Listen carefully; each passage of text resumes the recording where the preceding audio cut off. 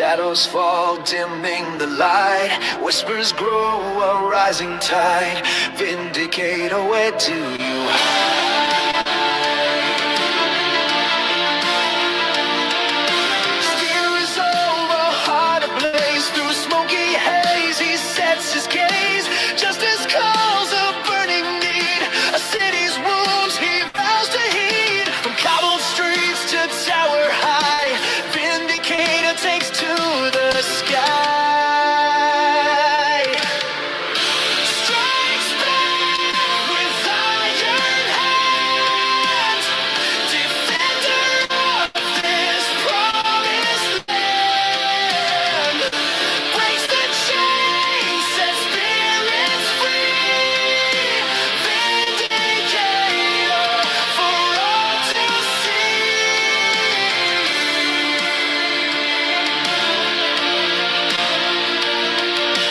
Whispers turn to thunderous roar as shadows creep. He slams the door on tyranny's cruel, grasping hand. He fights for freedom, takes a stand with courage born of darkest night. He ignites hope, a guiding light. Strikes back with iron hands, defender of this promised land. Breaks the chains, sets spirits free. Vindicator for all to see. Though battles rage and darkness reigns, hope's ember burns within his veins. He'll never yield, he'll never fall. He answers freedom's clarion call.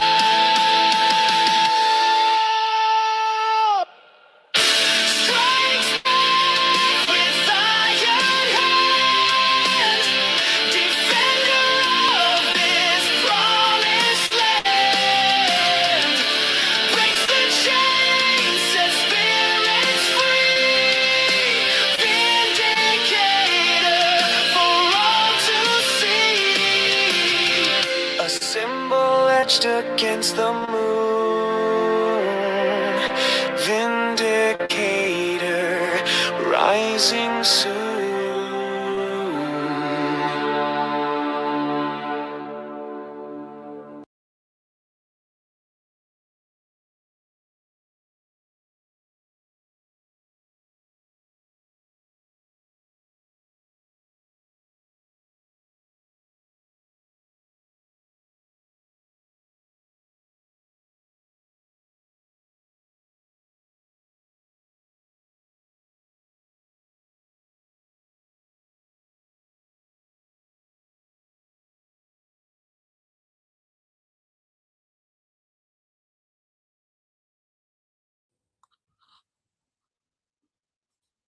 Hello, everybody.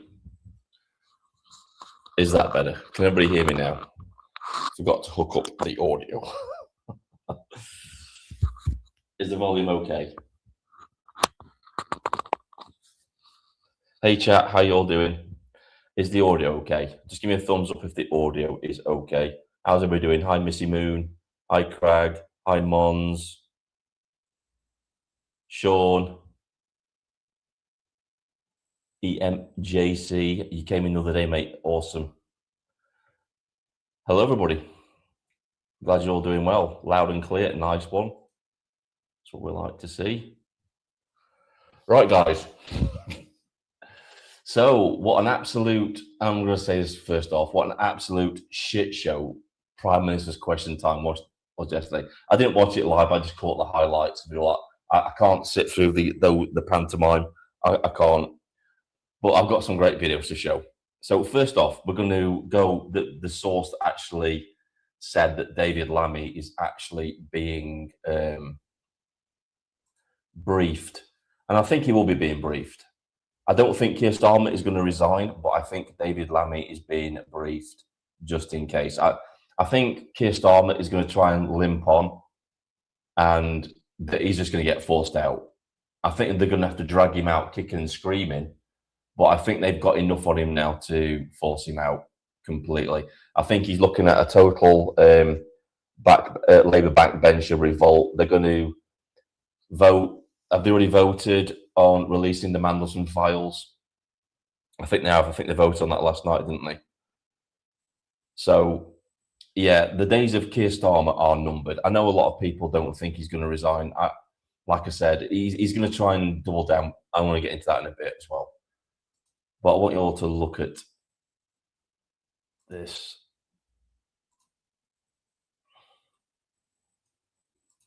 So this is who was reported on it. This is Reform UK Grassroots. We're receiving anonymous information that David Lammy, MP, Deputy Prime Minister, is being briefed and prepared to take over as interim Prime Minister, pending Starmer's resignation as early as 6 p.m. this evening, but possibly next Thursday. Still trying to get verification from sources. So it looks like it's coming. I think he's going to be pleading with them to not oust him, but it's definitely on the cards, isn't it? So what I'm going to do is I'm going to play you his interview. It's like a speech he just did on Sky News. This was just a few 30 minutes ago. So 30 minutes ago this was broadcast. I'll play it you all because this just proves that Starmer is an absolute enemy of this country. I'll read this out. This is from Connor Tomlinson, by the way. Keir Starmer, go away. What are you doing? Keir Starmer used today's speech in the midst of the Peter Mandelson and Epstein scandal to whine about Matt Goodwin and the online right. As long as I have breath in my body, this is a quote from him.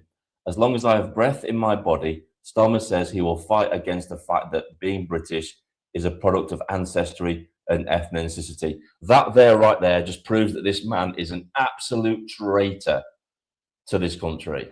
100%. That is an affront to British values as I see it. No, it isn't.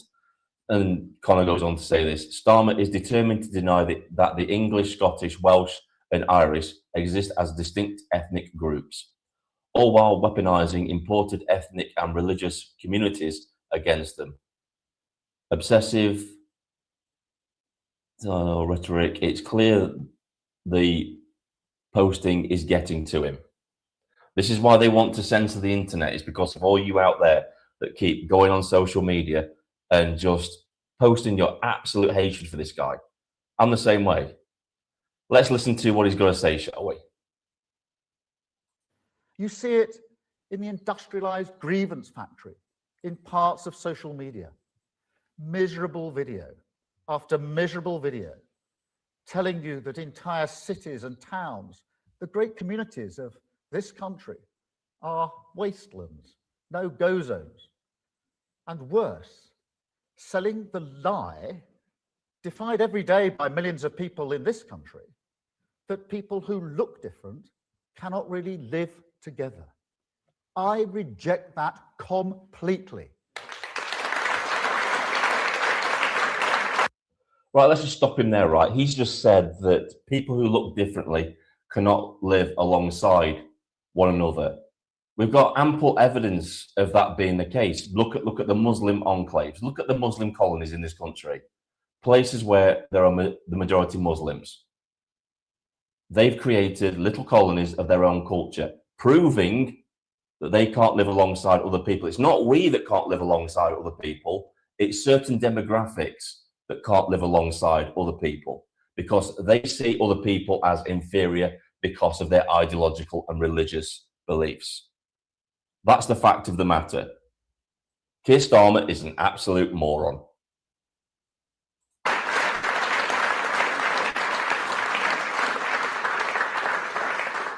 And you see it in politicians, like the Reform candidate for Gorton and Denton, who look at people like Rishi Sunak, Shabana Mahmood, and presumably Marcus Rashford, Shirley Bassey, and Asala, and say they can't really be English or Welsh or Scottish because they are not white. An affront to British. It's just a fact, though, isn't it, Keir? They can't be Welsh, English, or Scottish because to be those things, you have to be ethnically from that country. Nobody's suggesting that I could be African. If I went to live in Africa and joined an African tribe, although I could join the tribe, I would not be African. That's just a fact of DNA, isn't it? It's a fact of DNA, biology. And if I was suggesting that, people like you would be going, you can't be African. You're culturally appropriating them. That's what people like Keir Starmer would be saying. I would be culturally appropriating them if I said that I could go to Africa, join an African tribe and become African. That's what they would be saying. And the reverse is true. If an African tribe member came to this country and went to Wales and lived, that wouldn't make him Welsh, would it, Keir? Because for one thing, where's that person's ancestry to those lands that would make him Welsh? Because that's what it is. It's ancestry and DNA. These people are just absolutely clueless and insane to think that if you come here and you live here, that it makes you English, makes you Scottish, makes you Welsh. No, you can be a British citizen. You can be a British citizen. And like I pointed out the other day, there's a difference between being a British citizen and being British. They're two completely different things. You can own a British passport, which would make you a British citizen, but you will never be British. You will never be English. You will never be Scottish. You will never be Northern Irish. You will never be Welsh, because you simply don't have a connection to the land or the DNA to prove it, or the ancestry. And ancestry is everything. This man will be protecting with his last breath the rights of African tribes to preserve their ancestry. So why doesn't he do it for this country? Because he's a traitor.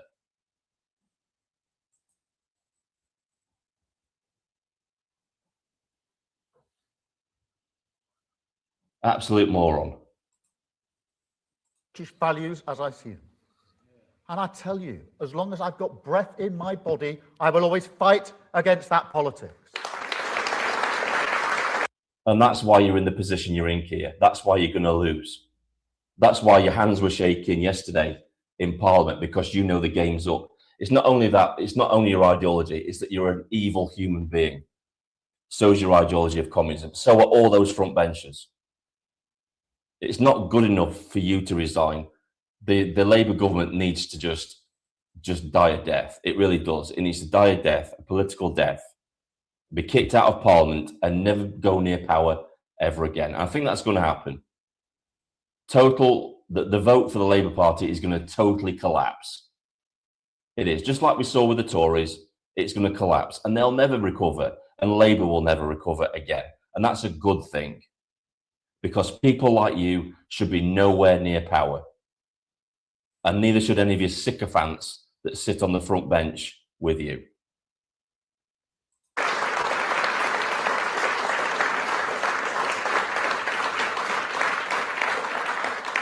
And on that, honestly, I never thought I would see the day when the Conservative Party would tolerate for months a man who went to Birmingham and said that the city had failed at integration because he didn't see enough white faces.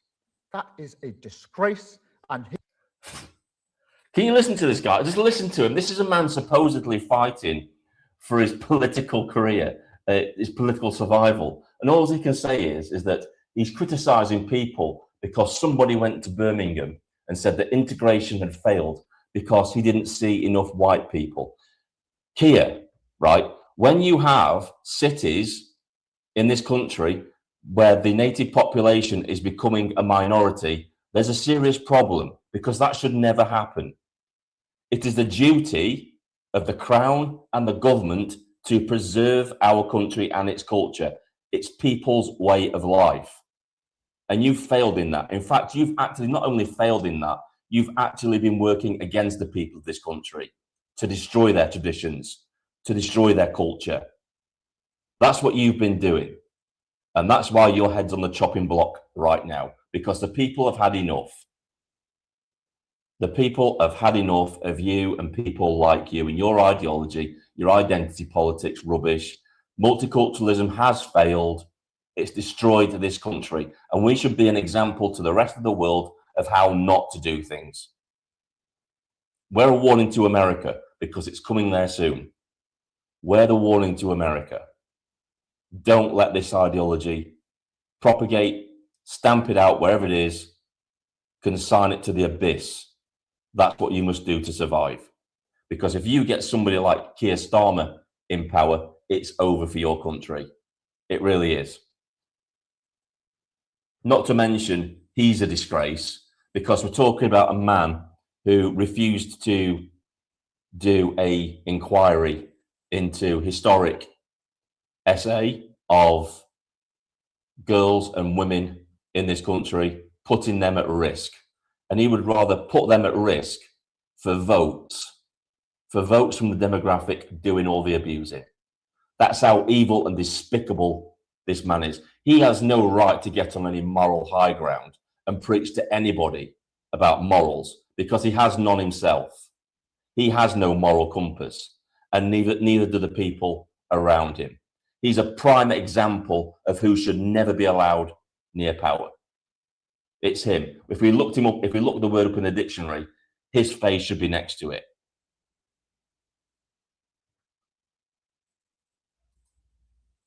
He should have been sacked months ago. You should have been sacked months ago. Let's have a look at this, right? Let's have a look. Oh, this was from yesterday, right? I'll play this as well. Is it playing? Yeah, it is. Right. This was Keir Starmer running away from Prime Minister's question times because he was about to be, evidence was about to be shown of his lying. So we'll just play that. He ran away. He ran away from the Houses of Commons. The man's a weakling he can't stand.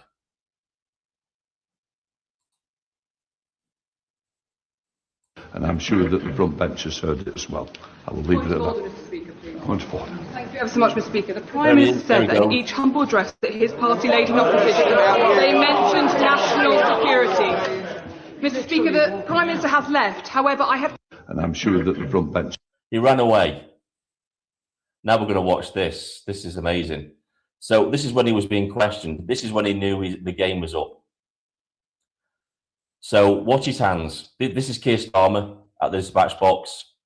Look at his hands. It will be led by the Cabinet Secretary.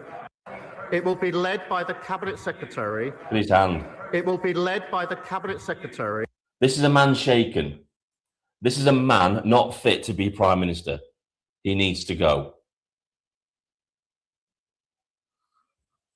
The man needs to go. He's evil, he's a traitor, he's a quisling. He doesn't have the best interests of the people of this country at heart. He just does not. He is the enemy. You know, he talked about us being the enemy. He talked about people that were against national renewal, which is communism, as being the enemy. Keir Starmer is the enemy of the people of this country. And anybody that stands with Keir Starmer is an enemy of the people of this country. That's just a simple fact of the matter. I'm just going to come out and say, I'm blunt, you know I'm blunt. Keir Starmer is an enemy of this country. He's a traitor. And anybody that stands with him is also a traitor to this country and an enemy to this country. Anybody that is doing the suppressing, anybody that is persecuting people, that is standing up against the Starmer regime, they are enemies of this country and they are traitors. 100%.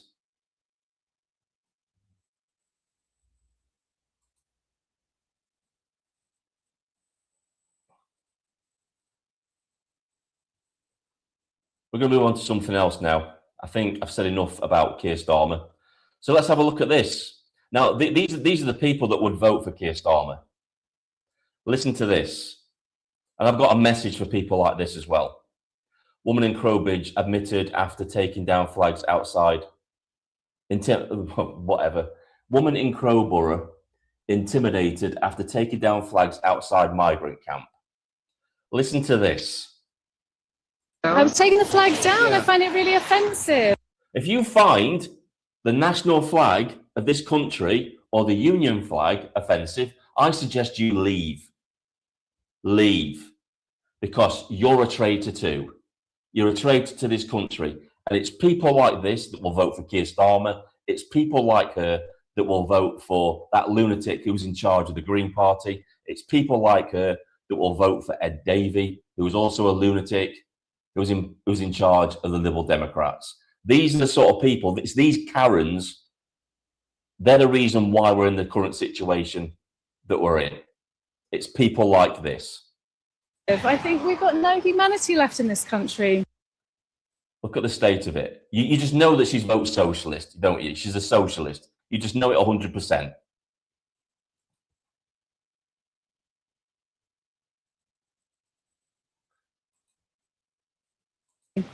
It's shocking. It's racist. The fact that it's racist. Did you hear that? It's racist to hoist your own flag in your own country, according to her. But I bet she'll quite happily walk around with the Palestine flag. I bet she'll quite happily walk around with the LGBTQ plus 4K VW XYZ flag. this big man is aggressively standing in front of me. Because you've just stolen flags. He wants his flags back. This is the sort of person, right? They think there are no consequences for their actions. They think they're allowed to go around and do exactly what they want without any consequences. And when they get caught out for their bad actions and their illegality, they cry victim. This is exactly what she's doing right now. Raging and then pulling these flags back off me. Because you stole them, you stupid woman. They're his flags. He's taking them back because you'll dump our national flag in the bin because you're a traitor to this country. Says it all. Says it all. Says it all about you. You're a thief. You're a traitor. You're a quisling. And people like you, and I agree with what people have said. If you don't like this country, we can quite happily deport you to a country of your liking. Maybe communist China. Maybe you'd like communist China because you like socialism, communism so much. I think a few years living under communism will convert you away from that type of thinking. I think that's the sort of education these people need. It's to be airlifted and then parachuted into North Korea or communist China or any other communist country of their choice to live the reality. Because I can assure you, I've spoken to many people across Europe that lived under the Soviet Union, and they warned of the dangers. But these people never listen to them because they think that a communist system would be a utopia. That's the promise. The reality is very, very different. We've all seen it. We can look at history. But these people are not students of history. That they're just ignorant of all the facts. They will call people like me and you, ignorant. They will call us uneducated. And again, this is from a false sense of intellectual superiority that comes from their ideology. See what the chat is saying.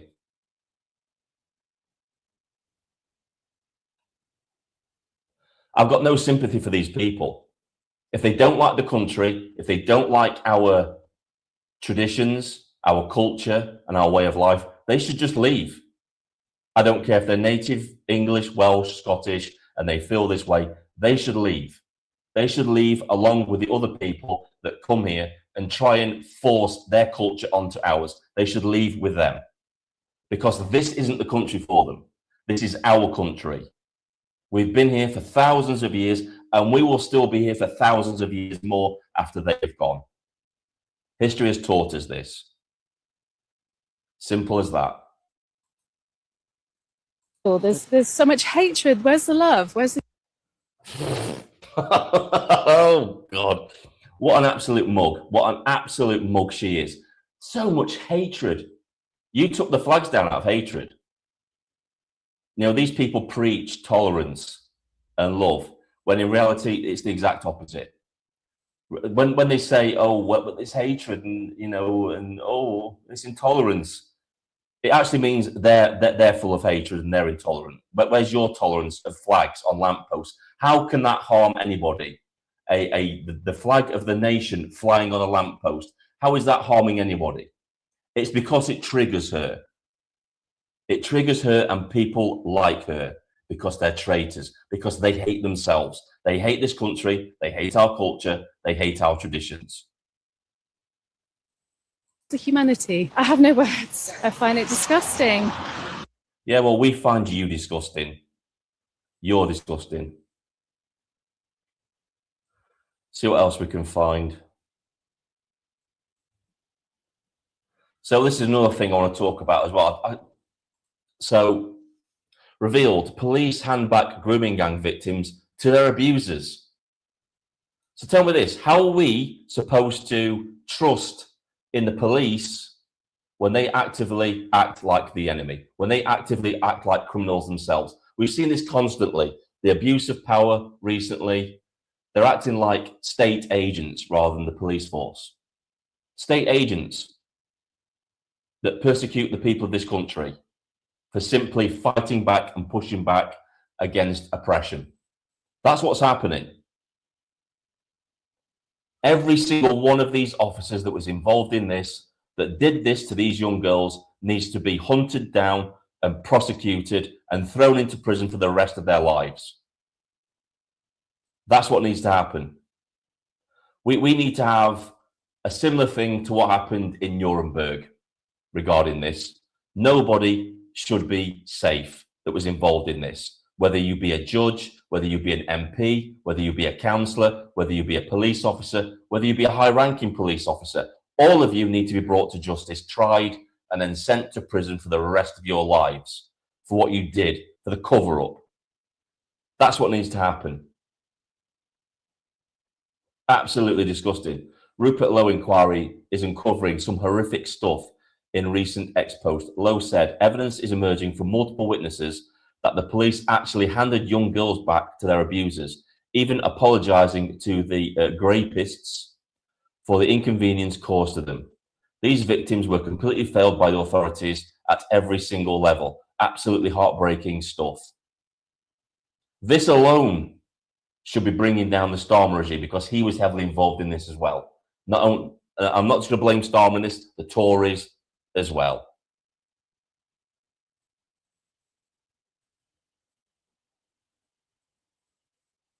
This as well. This is unbelievable. This is how corrupt our systems are.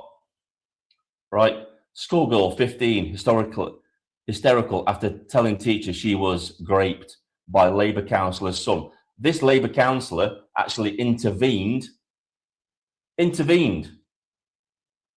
and actually got the police to back down. We'll have a look at it. A teenage girl, see if that's actually showing on there. It's actually showing. No, it's not. I'll have to reshare this. Right. Let's have a look at it. Let's get all the dirty secrets out, shall we? Of what's actually been going on in this country. So it says here, a teenage girl was left hysterical after she told her teacher she was allegedly raped by the son of a Labour mayor, who is now accused of trying to cover it up. Dewan Khan is alleged to have raped the teenager while she was blacked out after he gave her ecstasy and vodka, and to have videoed the assault. The 41-year-old's mother, former Labour mayor of Bracknell, Naheed Ijaz, whatever her name is accused of helping her son cover up the evidence of the alleged rape by refusing to let police officers into her home to arrest him. The young girl told the teacher of the alleged attack on the first day back to school after the summer holidays, when Khan is said to have raped her. These are the people. These are the people we've allowed to become mayors in our towns and cities. 100%, yep. She was a Muslim mayor.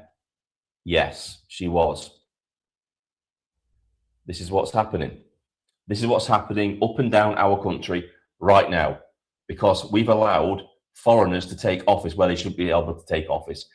I've said this in previous videos. If you have dual nationality, you shouldn't be able to take office in this country.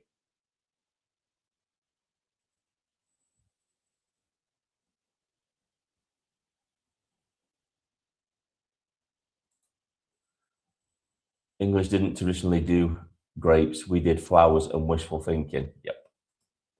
I think everybody knows why I'm saying the word grape, because of YouTube's algorithm. 75% of city mayors are all now Muslim. This is a warning to America. Don't let them take over. Don't let them become a majority in your towns and cities, because once they have a majority, they will start to take over your political entities. Then they'll take over your police forces, and then you'll be in a similar situation to what we're in. That's where all this is going. Just have a look at some of the comments.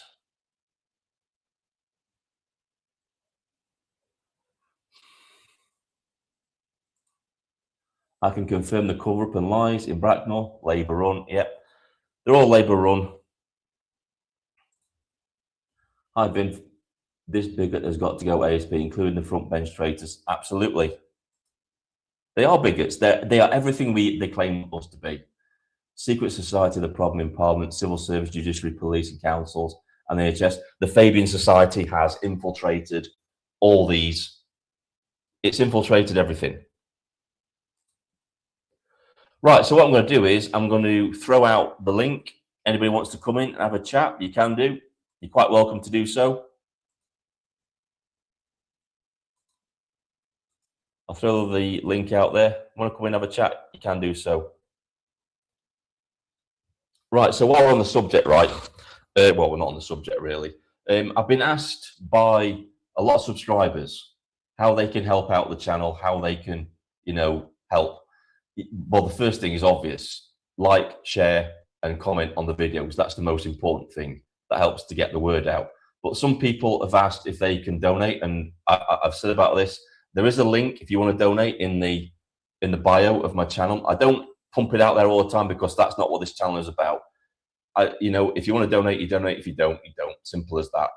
But people have asked for a merchandise shop in the comments. There's quite a few people have been asking for it. So I'm going to put it up to a vote. If people actually want that, then leave me a comment and we'll see what we can do. Right, I just want to put that out there. That's just a bit of housekeeping. Right, I'll throw the link out again. Anybody that wants to come in can do so.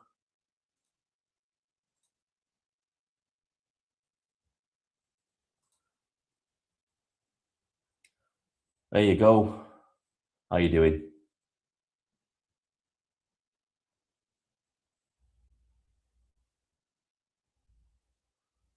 Oh no, but we've had consecutive governments that have lied to us on lots of occasions. I mean, let's look at Brexit. We never got Brexit, did we? They said they were going to implement it. None of the political class wanted Brexit. None of them. They just wanted to have the status quo. They just wanted to stay on the gravy train. That's why they did everything within their power to stay in it. And they've lied to us about it, about what happened with that. They all lie. They're just liars, all of them. We all need a VSB t-shirt. Right. I'll switch the camera on if I can. Can I switch the camera on? I think I can. Right. So let me. Here we go.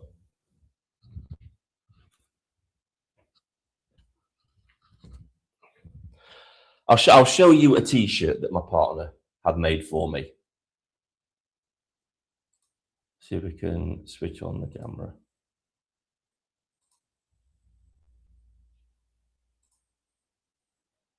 There we go.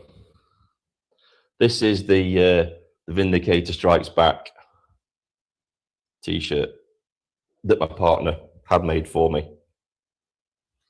She made me that for Christmas, so I could go out on protest with it on.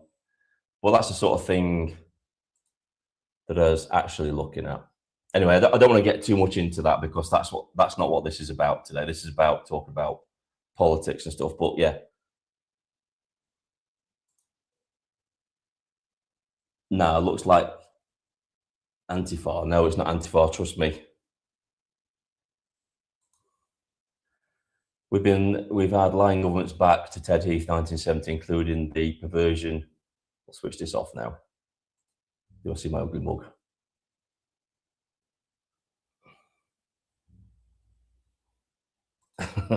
Can she make me one? Starmer's view is Shababa Mood is an English lady and the great gangs were English. It's all woke lies. Yep. I like it. Starmer come out and made fake concern speech. Yeah, I saw it, but we've just played it on the live stream.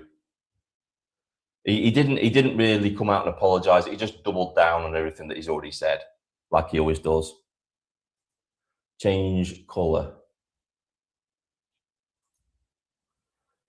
So look, so we can see some more stuff to talk about. There's loads of stuff in here.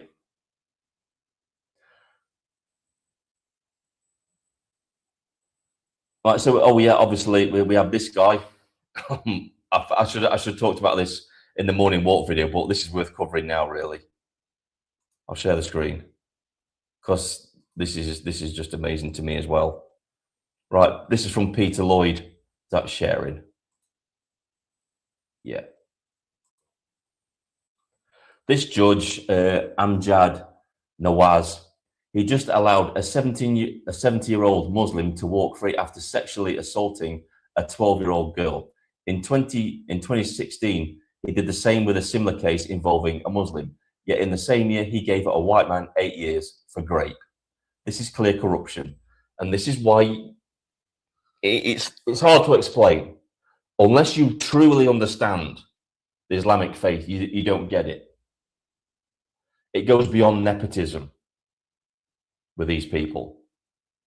This is why they give themselves lenient sentences. It goes beyond nepotism.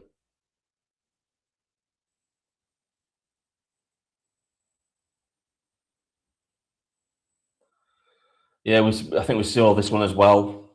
Another example of two-tier justice in the UK. Remember the 2024 riots, people jailed for years over throwing a single can, swearing at police, or posting hurty rants online from the couch, never attending. Now, 6 Palestine action activists raid an Israeli defense firm's UK site, smash it. Not only that, not only the Israeli site, don't forget this is Palestine Action. It's a prescribed terrorist organization in this country. They also went into, was it RAF Bryce Norton, and sabotaged several RAF aeroplanes.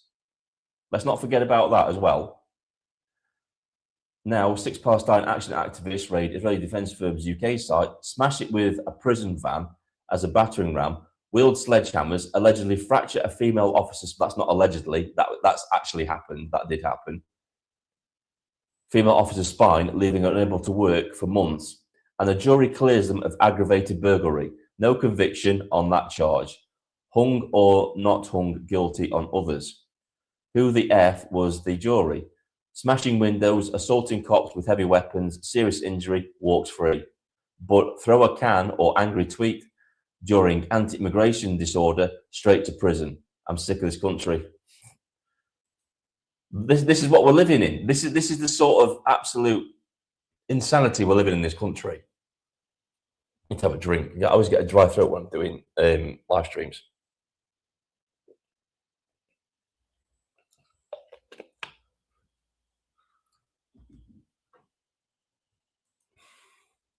Me against my brother, me against my brother, me against my father. Me, my brother and father against my neighbours. Me, my family, yes. Right, I'm going to drop the link again. Anybody wants to come in, have a chat, you're more than welcome to do so. Yes, but the Palestine Action are all very moneyed, middle class, mostly white people. As I said, the jury was nullified, reverse verdict. Yes. I'll drop the link into the chat. Anybody wants to come in, you're more than welcome to do so. It gets hard. This is why I like it when Tom comes in. I don't know where Tom is today, actually. I think Tom's feeling a bit ill today. I think that's why he's not around. But usually Tom comes in, he can take over a little bit from me talking because I don't like doing it all the time. So that's why I like it when you guys come in, because it helps me out a little bit as well, doing the live streams.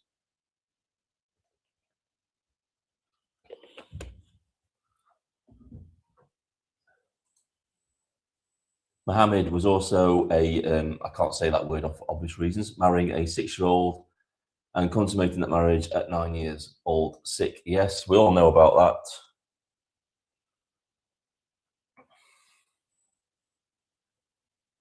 Be nice to have somebody come in the chat. Post a link again. Yeah, it's probably scheduled. He tends to schedule videos when he's not feeling too good, so I'm just assuming he's not feeling too good. Because normally he's contacted me by now about doing the live stream, and he's just not contacted me. It's not his fault. I'm not blaming him. Tom's, got an illness, so we have to try and work around that.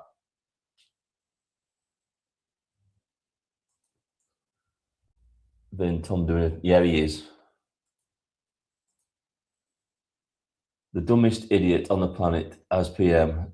Stop it, please. My ribs are aching. Yeah, who would have thought it, eh? I mean, for the most powerfulest position in the country, we have no qualifying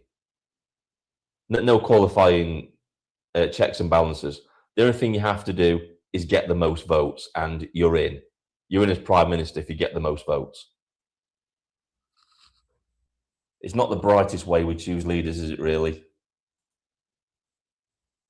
Hi, Dana Bain Daly has broken down Farage's financial affairs. He is toast. Oh, okay. In fact, you know what? Let's look at Farage as well, because I did have some stuff on here on Farage. That's still up. Yeah, it is. Because this is worth looking at as well, because a lot of people say that Farage isn't controlled opposition. So we'll have a look at this, and we'll let you make up your own mind about this. So this is from Bodade. I've got a lot of respect for Bodade. I like him. I used to like Connor Tomlinson. I used to like Connor as well on podcast The Lotus Eaters, because they were straight talking, because they used to give it to you straight. They didn't try to baffle you with word salad. They just said it how it was, and that was it. And I've got a lot of respect for people like that. So here he says this: difficult to come to any other conclusion that Nige is compromised. To peddle the idea that Epstein was a Russian asset is worse than merely a bad take. It's active misdirection. You only peddle it if either you're unable to understand reality or if you're compromised. So let's have a look and see what he's actually said about this. Secrets. This is a potential breach of the Official Secrets Act. It involves the royal family, it involves senior members of government, and who knows, behind it all, maybe even Epstein could have been working for the Putin regime. I believe that this is bigger than Profumo, national secret. So he's basically just pushing the mainstream narrative that Russia bad. And this is the person that people are polling to be the next Prime Minister. We're just going to get more of the same, aren't we, in that regard? Right, I've got somebody in backstage. You can come back in again if you want, mate. I was just playing that video. If you want to come back in again, I'll drop the link. I wasn't being rude. I was just playing the video, then I would have allowed you in. So if you want to come back in, you can come back in and we can have a chat. I'll look at some more of the comments. Bodade sounds like a Norman name. I'm not going to go into all that kind of stuff. Wonder how Starmer's judiciary acts when his Bent boys, that's a better name, isn't it? Bent boys are up at court. Bet things are buried. He's going to put a D notice on it. He'll put some kind of super injunction on that, so it can't be reported on. 100%.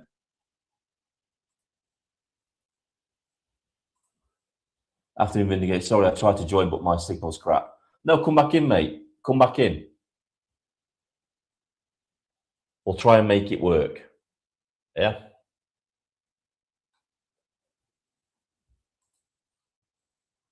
Trusted.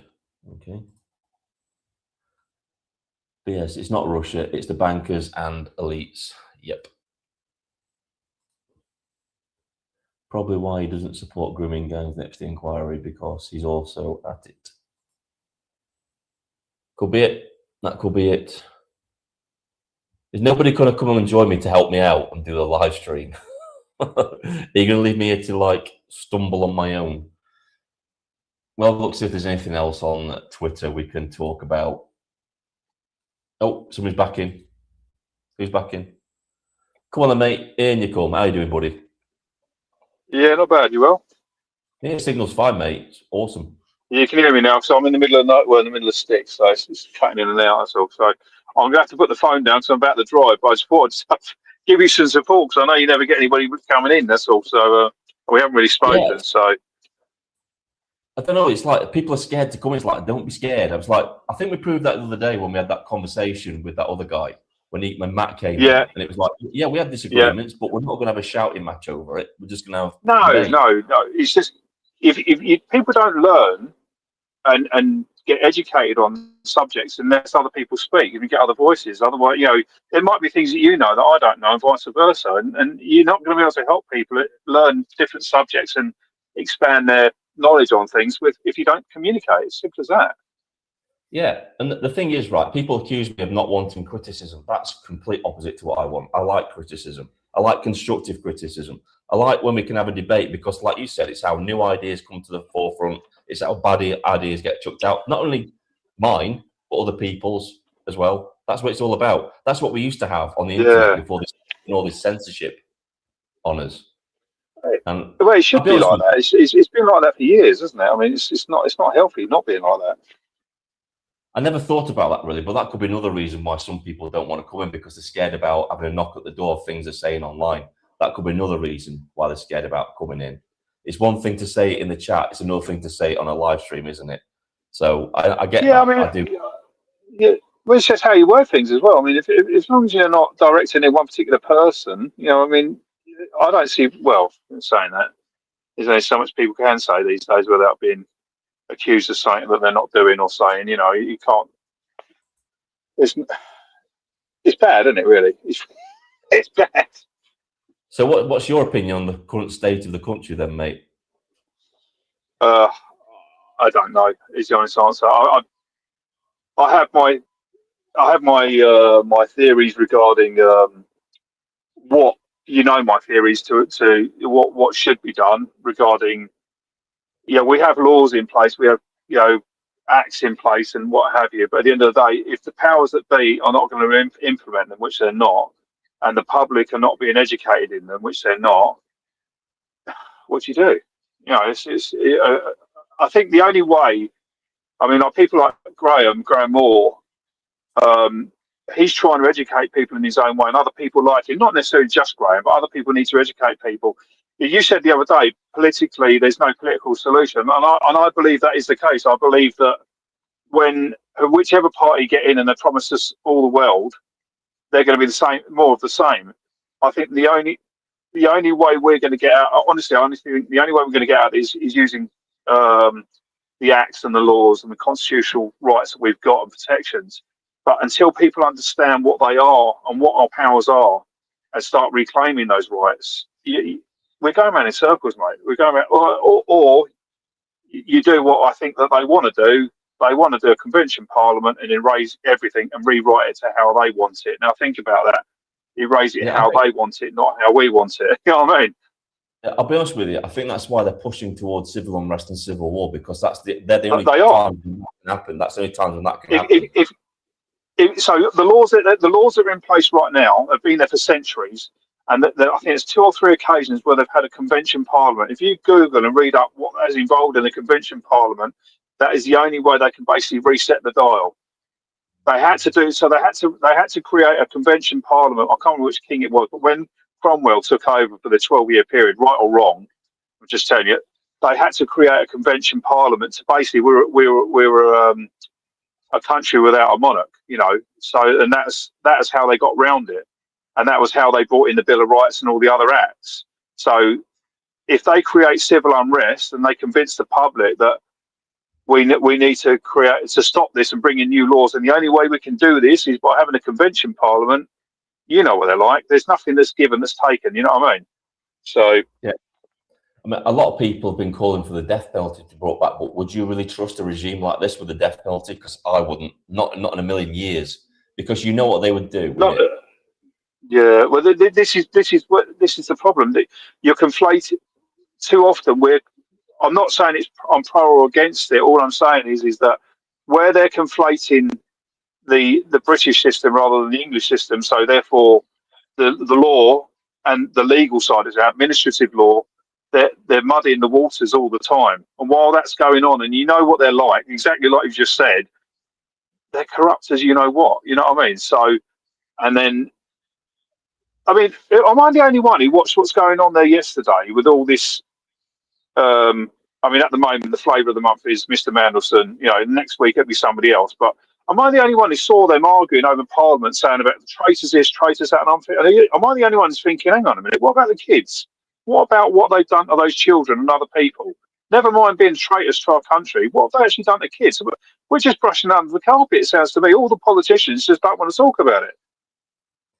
Let's face it, right? Let's look at Parliament. We know we've only really got one MP in there that's really fighting for our cause, and that's Rupert Lowe. There's only one person in there doing that. The rest of them are just bought and paid for by the highest bidder. They just put their service up to the highest bidder, and that's who they serve. They don't serve the people of this country. They serve big business, the lobbyists, and that sort of thing. When you listen to people like, I'm always going on about it, but if you go on like English constitutionalists, a lot of the work they do, it's not just them. There's other groups that do it as well. They reverse engineer a lot of what's happened. So in other words, why has this happened? Why has that happened? And they go back through the archives and from the beginning. So where did it drip feed start? You know, and a lot of it stems from, I can't remember which act it is, the turn of the century. Basically, when MPs started getting paid, that's when it started getting corrupted. And if you go through before the archives prior to that, half the problems we've got now, like you said and like I've said, you had MPs representing your constituents rather than the party system. You know, this all ties in with it. It all ties in. It's been corrupted. It's been absolutely corrupted. Well, that's what's happened. If you look back through history, you can see how bloated Parliament's become. I mean, we've got 650 MPs now, when originally we only had 200. Yeah. We only needed 200 originally, and they were independent. Yeah. And they only looked after their specific areas. They had no affiliations to each other. It was solely for the to be exactly what they are. They were to be a voice for the common people in their areas. That was it. Nothing else. Do you understand? You know, I've been banging on about it through text, but I've been meaning to contact you for a while. Do you understand how the regionalisation is working? What they want to do with that? Do you understand the concept and what the aim is? They want to carve this country up so it no longer exists. They just want to do away with it all. Yeah, but do you understand why they're doing that? Do you understand? I don't know if a lot of people realise why. So, for example, I didn't know this until recently. So, for example, Scotland, if you look at their constabulary, there's now one constabulary in Scotland, right? Where they used to have more than one. So, therefore, if one constabulary was corrupt, the other one would call it out, you know. Now they've got one. So they've got the Scottish, or Holyrood as they call it. That is an assembly, so therefore a region. Yeah. Caen in London. London is a region. These are regions of Europe. Yeah. Wales is another region. If you look at the Welsh Parliament, as they call it, the media call it. What's the real name? The Welsh Assembly. Yeah. We're becoming regionalised. We're becoming regions, and then England, as we know it, will be split into 9 regions. So they're going to do away with the shires and the counties. Why are they doing away with that? Because they want the common law gone so they can rewrite the rules. That's why this is what it's all about. People need to have to go back in time and understand what they're doing. I didn't believe it at first. When you start reading into it and start realising what this has been, a long process, and people don't understand because so many people are watching mainstream. The good thing is a lot of people are now paying attention and listening and start. And I say to people the same thing: don't trust what I'm saying. Go and read for yourselves. Go and look into it yourselves. Don't believe anything you or I are saying. Just go and educate yourselves. That's all I'm saying. I don't care. I don't care whether you're left or right. I don't care if you're left or right. I'm just saying, just learn your rights. You know, because the more people learn their rights, the stronger will the base will be. You know, they'll be more educated in their freedoms. You know, but until they do that, we're going around in circles. 100%. But what my issue with the constitutionalists is that they don't realise sometimes, because they'll come up and they'll say, we already have that in the Constitution. They say, yeah, but what's overriding it in modern law? Because that's the issue. It's like we have to. Yeah, no, you're absolutely, no, you're absolutely right. And so I would advise anybody to go and listen to Graham. Yeah, I'll tell you why. Because he explains how it's happened. They reverse engineer it, not just him, people behind the scenes go through the archives, go through the documents, and they explain how it's happened and why it's happened and the reasons behind it. I'm not going to go into too much details. It's for people to find out for themselves. But all I can tell you is it all really started. It's been going on for years, but the real changes, obviously, everybody goes on about 97 when Blair came in, but it happened during Thatcher as well, and it happened earlier during the 70s, Edward Heath, and prior to that. But it really, if you read the acts of the British Nationality Act 1948 and the 1981 British Nationalities Act, if you read what they've done, so when you change anything on the Bill of Rights or any act, you know, I can't think the terminology they use. You know, like when you open a book, you have a breakdown of different parts of that book and chapters. Well, the way the law works is they're supposed to declare the breakdown of any amendments. I suppose that would be the terminology. But if they don't do that, it's not law. Well, they never done that with the British Nationalities Acts. And if you read that and you understand basically a lot of what's happening today is because they've implemented an act that should never have been there. It's bad law. This is what's being called out. Now, it's like turkeys voting for Christmas, though, isn't it? You know, all the politicians are involved in it, and half of them don't even understand it. That's the problem. And until people, I don't know what the solution is. I'll be honest with you, I don't know what the solution is. I'll be honest. That's me being brutally honest. I know what's caused it, and I know how we could get out of it, but I think people are so. I'll tell you what the solution is. I'll tell you what the solution is, mate. And we're never going to get it because no government's ever done this. Because me and Tom have talked about, I'm sure you've heard about this, the ratchet effect, where each consecutive government gives the other more power, but never rolls it back, even if it's bad for the people. They keep that power. People in charge, people in power governments never give more power back to the people. They always take more for themselves. That's what they always do. Yeah, I know. What would need to happen is we would need to get a strong right-wing, and I mean right-wing, not a centre-right party, because they're useless. We need a strong right-wing party to go in there that gives guarantees to the people. Yeah, we're going to roll all this back. We're going to go back to our traditional constitution. We're not only going to have it unwritten, we're going to make it written. We're going to bring it together. We're going to ratify it. Yeah. And we're going to have that solid, your Bill of Rights, because people don't realise we have a right to bear arms. But do you know that? Do you know the Bill of Rights is actually codified? Do you know that's codified? Did you know that? Yeah. So when they come out and say it's not codified, the reason why it's not codified has been going on for centuries, so we've never needed to do this. You see what I mean? But they've corrupted the thought process. We're coming in it from a different angle all the time. So we've been convinced that basically night is day. Do you know what I mean? And it's you have to strip it back to understand how they've corrupted it over the years. And until it's going to be a long process. But Graham is actually he said he's producing a booklet, like an idiot's guide, if you want to use that term, you know. And they're going to do one for adults, but they're also going to do one for like a foundation course, you know, and he's going to do one for kids as well. So parents can introduce their children to it to learn their freedoms and their rights. But you're right. I mean, that's a very good point, because this is the issue. If you want your country back, it's not just good enough to go out there and protest and sit outside an illegal government hotel on a weekend. You need to teach your kids this stuff. You need to take responsibility and be what you want to see in the future, because this is your kids. Because this is why they've took control of the institutions. This is why they took control of the schools, to indoctrinate them, and we have to give them some kind of defense before they go to school against that indoctrination, so they don't turn out like, as Charlie Veitch would say, left-wing poison arrow frogs. You know, they just come out with look jobs. We have to, but people won't. They won't. It's just like this Great British Strike this week. Nobody wants to get involved in it because nobody wants to do direct action. Nobody wants to do it. No, they want the country back, but they're just not willing to make the sacrifice to do it. See, you got other aspects as well, though. I mean, like Graham's been getting really rattled about the differences between. So you'll hear, and I'm not. Please don't think I'm criticising him, but it is a critique. But it's because I don't think he fully understands it. Like Rupert Lowe is not. You're right. He's the only one who's putting his head above the parapet. But even he's been advised. I think he's not fully understanding how things work. For example, he keeps on saying repeal. Yeah, right. Yeah. You don't want to repeal. You want to avoid.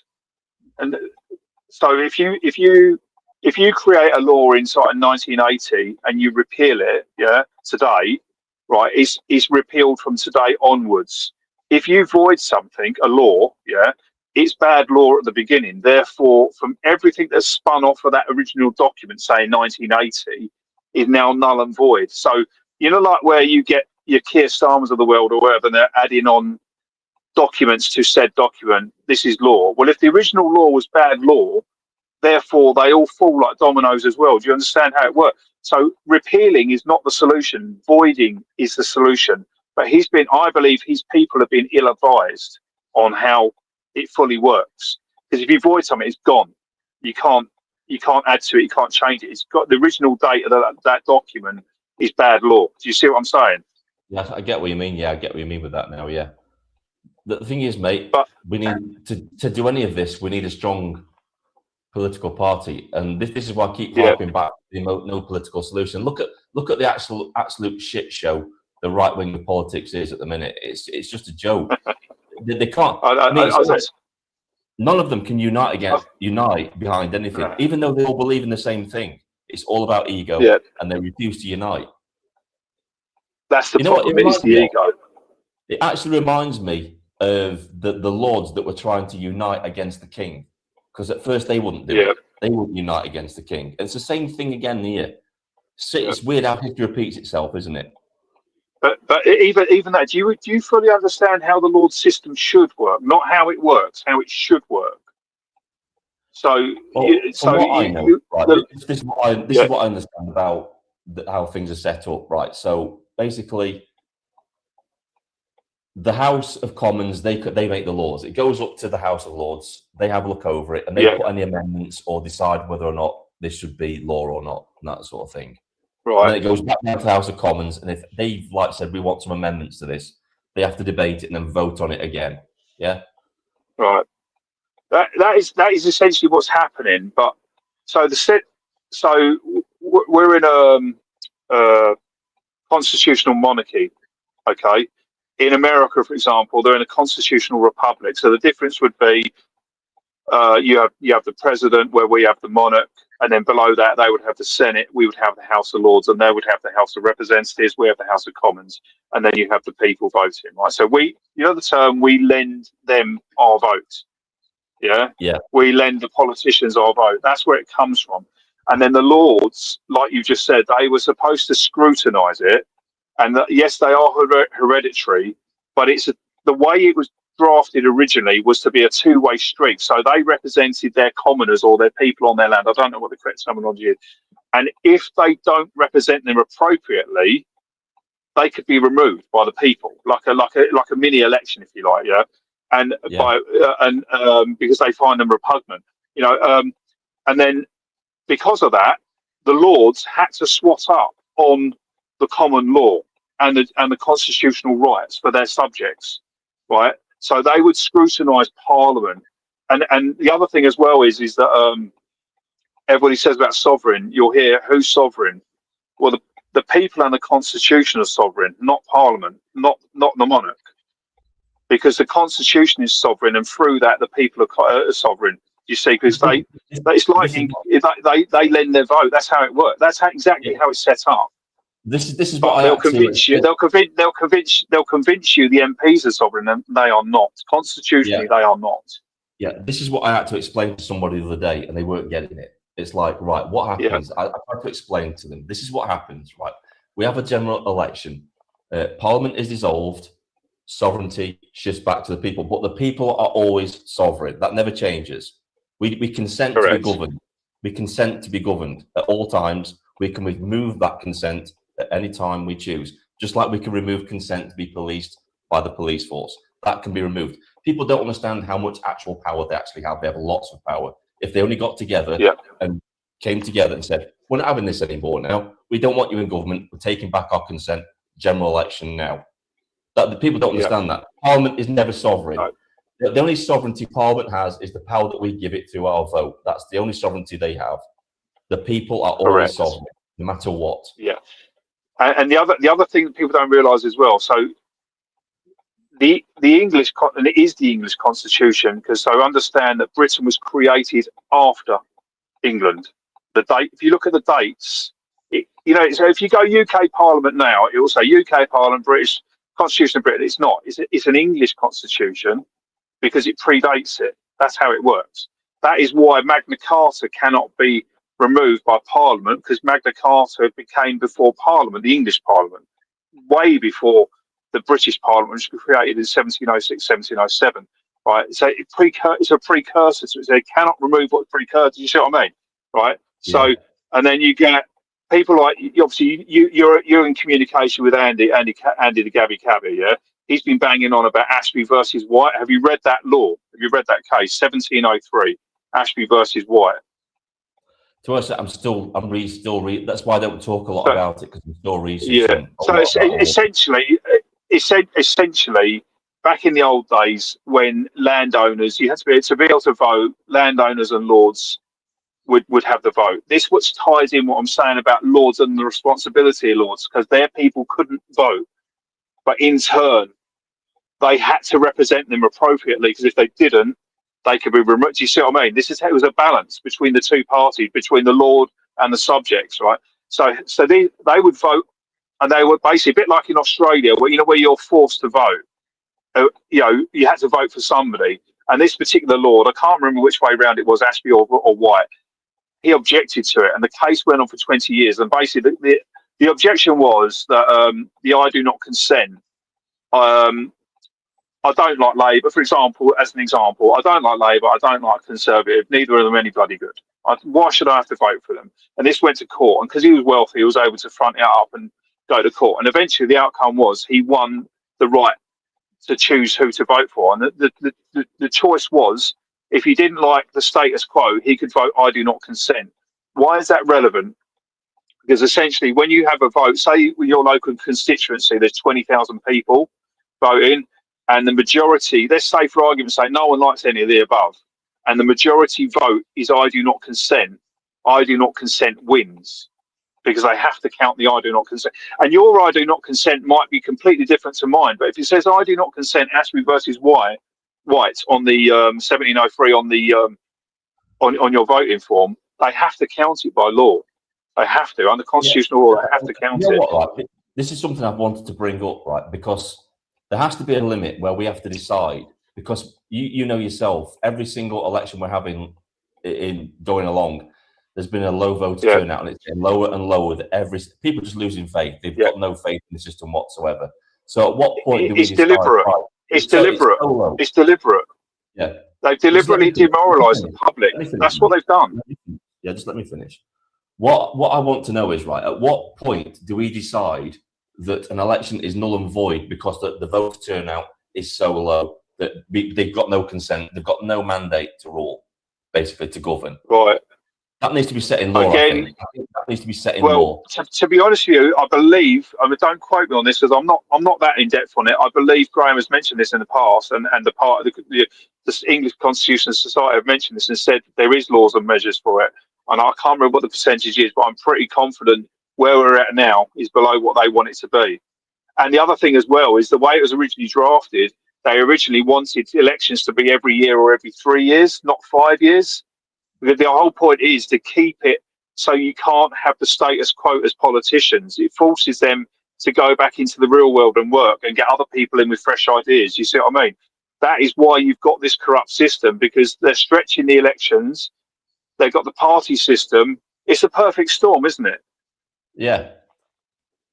I mean, me personally, and I know we're going off topic a little bit here, but to keep Parliament fresh, there needs to be term limits. 4 years, you're out. Somebody else comes in. Simple as that. There's no career politicians anymore. 4 years, you're out. Well, That needs to be the brought in. whip system, for example, what they call the whip system, constitutionally, the whip system is unconstitutional. Therefore, that is why they use the terminology, the 1-line whip, 2-line whip, 3. They change the terminology because the whip system is unconstitutional. It's forbidden. So they use this terminology this is what I'm saying about the administrative. They use workarounds to try and subvert the constitution, which I might add as well. Subversion of the constitution is treasonous. And again, right, this is the issue with having party politics, isn't it? Yeah. It's because how can you say to people that we're gonna like stop you from voting because we want you to vote this certain way, or you'll be punished, you'll be kicked out unless you vote via us. It's just coercion, isn't it? It's just coercion. Yeah. And how is he representing his constituents by doing that? Yeah. Wrong. Or she, it's very wrong, and it's unconstitutional. It really, literally is unconstitutional. That's mad, isn't it? I'm sorry, I've got a bit of stuff to do with this guy. Is are you just trolling in the chat? Because if you're just trolling in the chat, then just leave. Yeah. I'm gonna have to be rude and go, my friend. But I just wanted to touch base with you. That was all it was. No, mate. I think you said a lot of important things that people needed to hear. To be honest with you, my advice is there are most of the charters and the acts are on the government websites. Learn the basics, read the basics, and then go and find old books, because there are certain chapters that have been unconstitutionally removed deliberately. That's all I'm going to say on the subject. And what they have done is subversion of the Bill of Rights and the Constitution, and there should be weights and measures responding to that. But don't believe what I'm saying. Go and read. That's my advice. But I'm going to have to be rude and go, because I'm in the middle of doing something. I want to still work. So, but anyway, I just wanted to touch base with you. Yeah, no worries at all. Right, you have a lovely day. Yeah, take care now. Bye now. You have to come in again when me and Tom are both on, so you can talk to Tom as well. I'm sure he'd be interested in what you're saying as well. Yeah. Not a problem. Yeah, not a problem, mate. Yeah. Well, you can find me on Twitter and all that anyway if you need to get me. So you know where I am. All right, take care. See you later. If you want to, post a link to your Twitter in the chat and go and follow this guy. Yeah, go and follow him. No, don't follow me. Follow. Please help Graham out.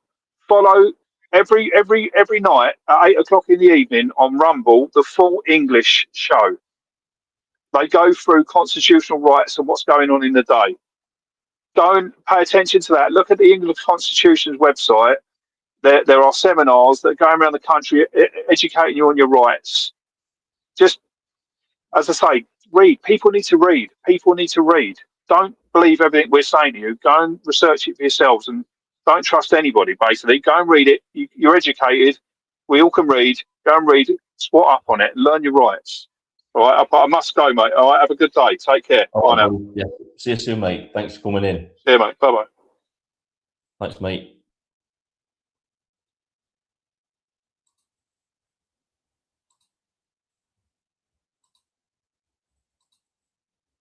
Right, if anybody else wants to come in, I'll drop the link again. If you want to come in and have a chat, you're quite welcome to do so.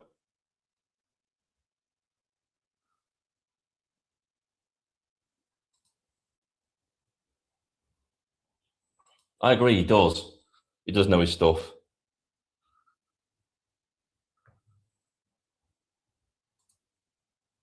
Definitely. This is what it's all about. It's about getting some good chat and stuff like that. Anybody else want to come in? I've just got the link in the chat. If you want to come in, you're more than welcome to do so. I've had to time out one person because they were just being, I don't know what they were doing in the chat, but they weren't trying to disrupt it, trying to take it off subject. So probably not a good idea. Hi, how you doing? Good afternoon. How you doing? You all right? How you doing, mate? You all right?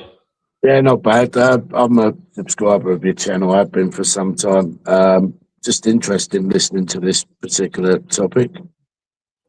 What do you think about it then? What do you think about the state of the country and the things we're going through? I think it's in a mess, and I mean, a lot of people have probably lost hope, and I've covered this subject to my own channel. I'm not promoting mine, by the way. But You can promote it all you want, mate. Promote it all you want. Just tell them what your channel is and stuff.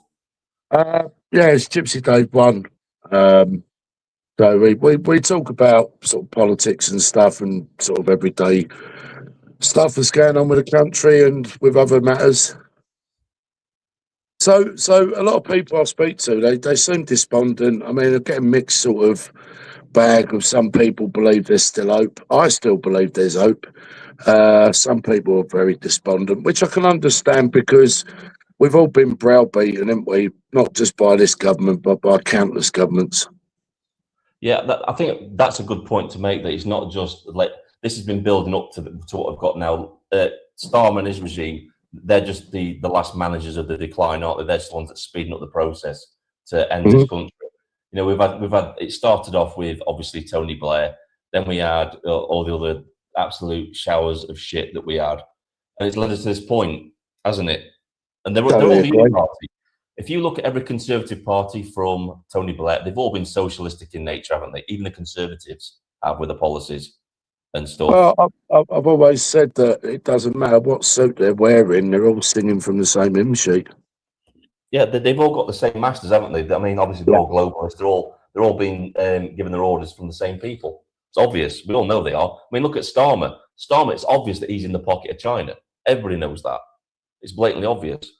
Well, communism, Marxism, to me, are always going to be the detriment of any Western world.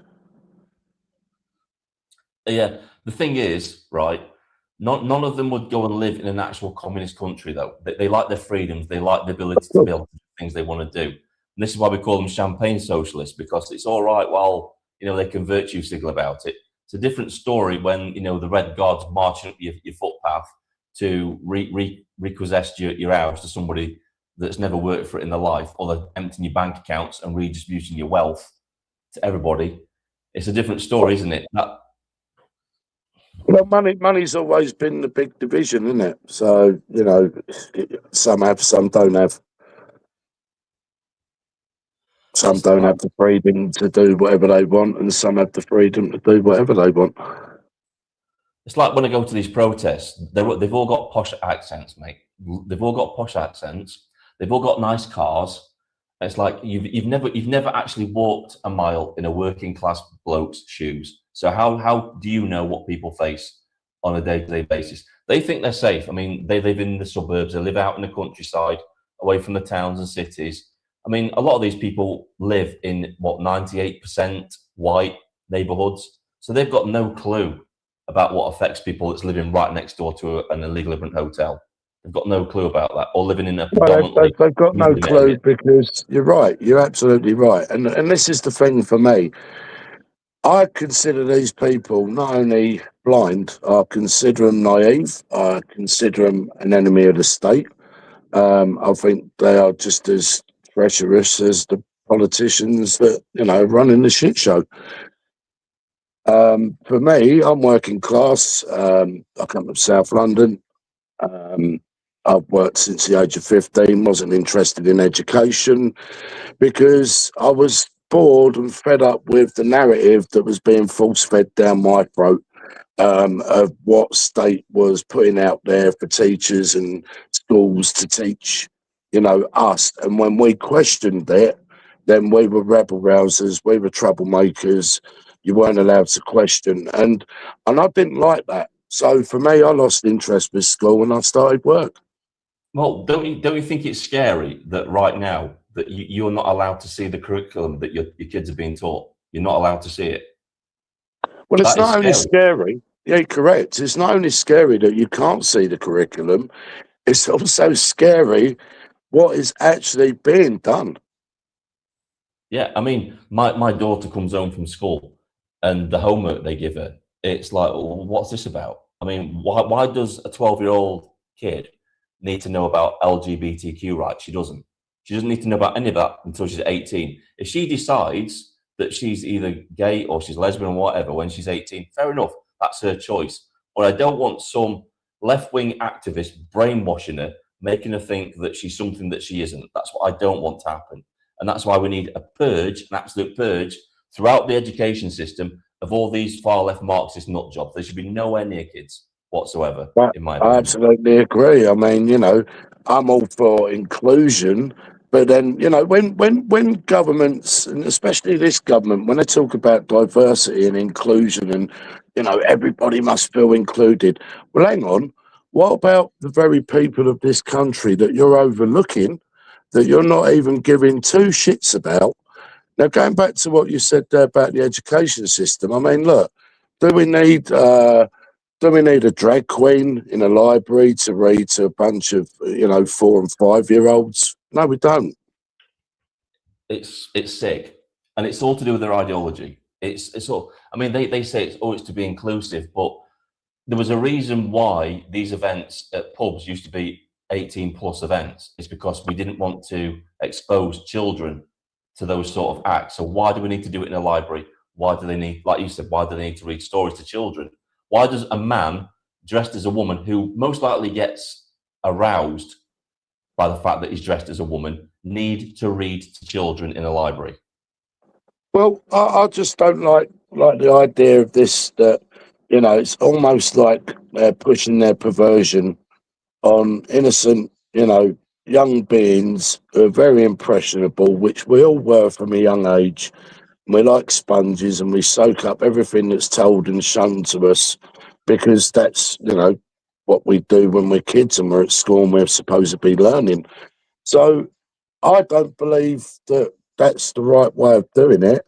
I believe the right way of doing it is to let children be children, let children develop into adolescence, let children from adolescence become adults. And like you said, when they become an adult, then they can make a more informed decision.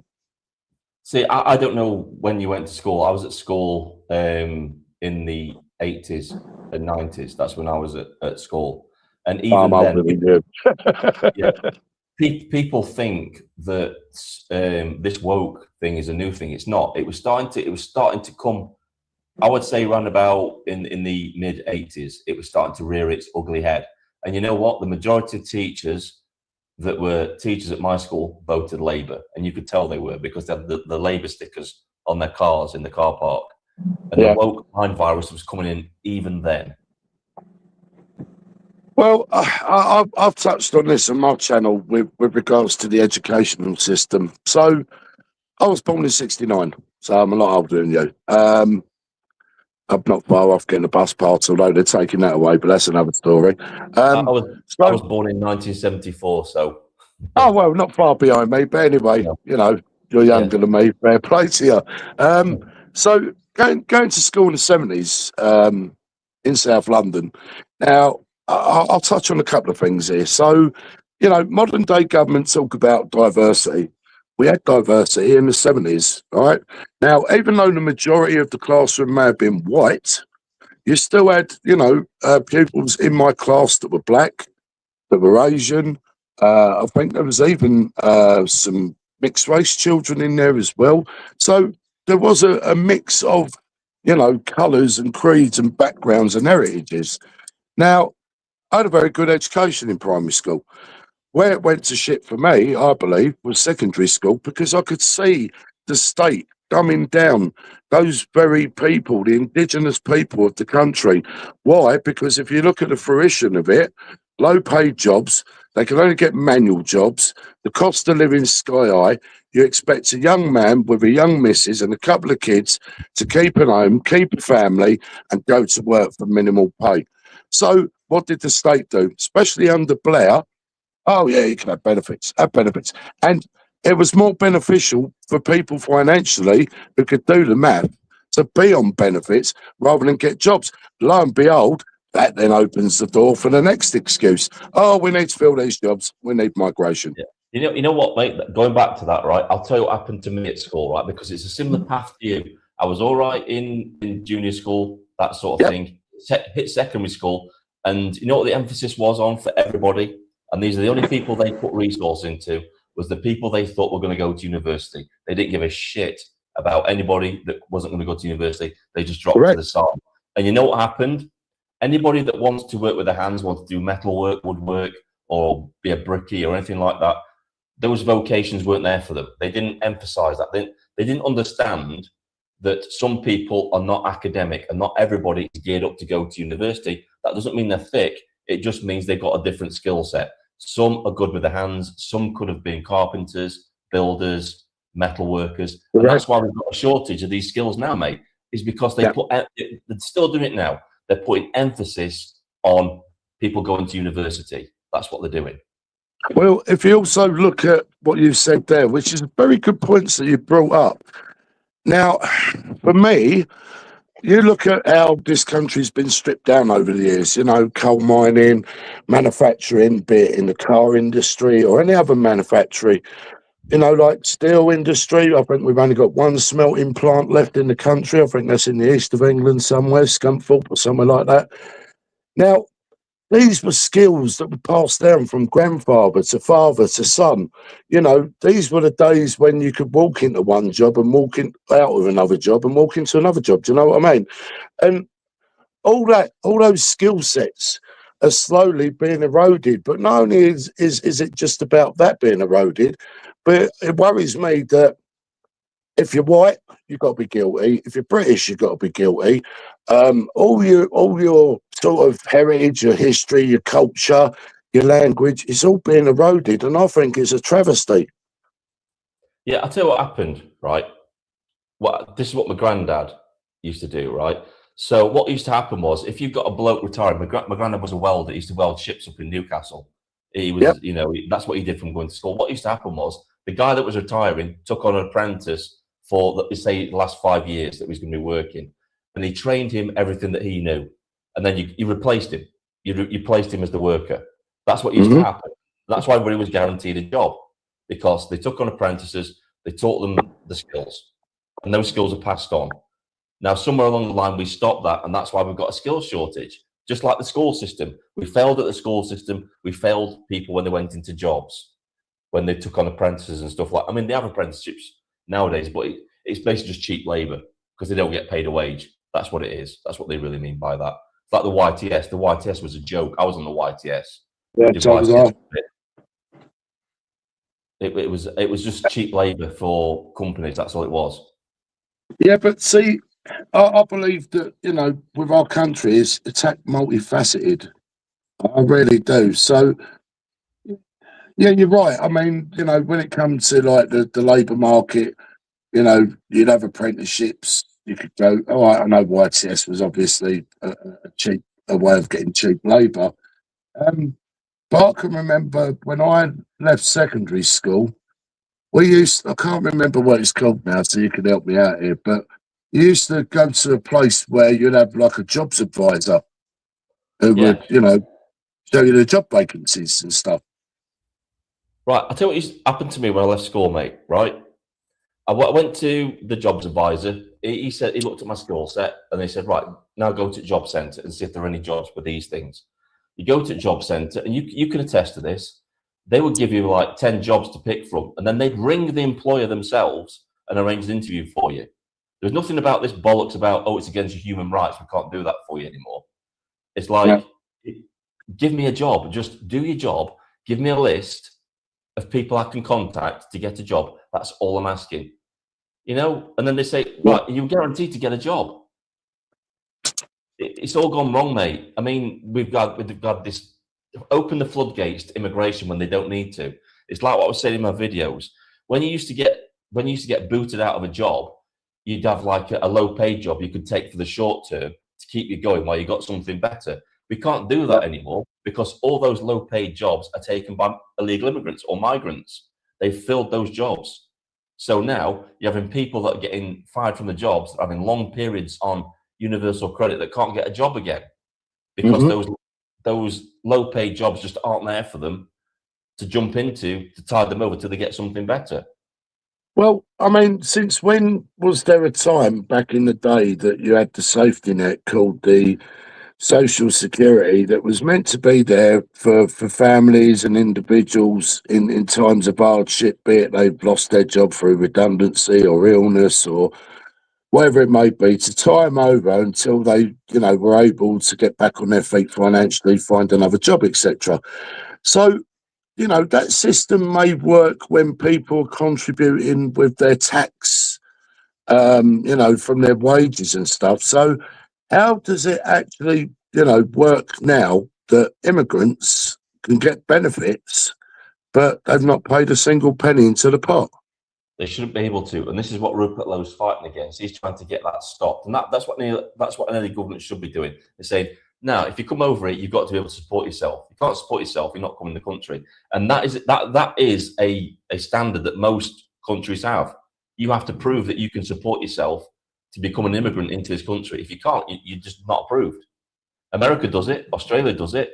You have to, in some countries, you have to have a bank account that's at least over £20,000 in order to emigrate to that country, to prove that you can sustain yourself until you get a job, so you're not a burden on the state. So why isn't that in place here? Well, yeah, that's a good point. I mean, what your guy who was on a minute ago touched upon, you know, with the Bill of Rights and the Constitution. The Constitution's never been ratified, right? And yet we gave America their Constitution, yet theirs is set in stone. So when he touched on, you know, stuff like the Bill of Rights, 1688, I looked into that, you know, a long time ago. Now, yes, to a degree, if you're going to operate under common law, you could say you have a right, you know, to bear arms and all the rest of it. But what these clever politicians do is they create acts and statutes that overwrite and supersede common law. So, for example, if you have a right to bear arms, yet you get nicked for having an offensive weapon, well, clearly you don't have the right to bear arms. That's just one example. Now, what I would like governments, it doesn't matter who's in power, but why none of them have ever challenged this: the Geneva Convention Act of 1948, the Asylum Act of 1951. Those two loopholes, along with being tied to the ECHR, we are still, you know, tied by our hands, and these people are coming in daily by boats under the guise of asylum. Well, it's funny you should bring that up, right? Because I can't go into too much detail, but I've got sources down on the south coast that are telling me that, you know, we see these boats being escorted into Dover, don't we? We see them being escorted in. That's just the tip of the iceberg. There are lots of boats every day that make landfall on our coastline that go undetected. So in the summer, this is what me and Tom are trying to work towards at the minute. We're trying to sort stuff out. We're actually going to try and go down there and do a mini documentary and try and catch some of these boats making landfall, and then report them to the police and try and get something done about it whilst making a little documentary as well. That's what we're trying to do. So we're not just talking about it, we're actually going down there and physically doing something to try and stop this. So watch out for that one as well. That should be pretty interesting. But yeah, I agree with you. You know, what are we doing? I mean, the easy solution, they say they've got no control. They've got a navy. You just put a battleship in the channel and turn them back, like what Australia did. Once they stop turning the boats back, they stop coming. That's when. Yeah, but unfortunately, I understand that, and I've always banged that drum as well. And for me, let's not show the world how tolerant and hospitable we are, because this country's always been welcoming. But at the expense of what? The detriment of the very people that live here, the very people that have been here for generations and generations and generations. I think it's abhorrent. The thing is, though, this is what we've talked about, though, isn't it? Multiculturalism has failed. Don't get me wrong, right? When it comes to the certain demographic, it's completely failed, because they've just built colonies in this country. And like you said, we've got generations of people that are just not integrated. They've just created a small enclave of the culture they came from in this country. And that enclave is being protected by consecutive governments. So they've never integrated, to a point now where we give them special conditions, and even to a point where the police have to negotiate with community leaders to go in and arrest people. We don't get that privilege. So why is that being allowed to happen? Why? And I'm going to say this across the board, this might piss some people off, right? There should be no religious courts in this country. I don't care if they're Jewish courts. I don't care if they're Muslim courts. They shouldn't exist. We shouldn't have a two-tier judicial system at all. It should just be one law for everybody, and that should be English law, full stop. No buts, no ifs. If you don't like it, you can leave to a country of your choice where that is the case.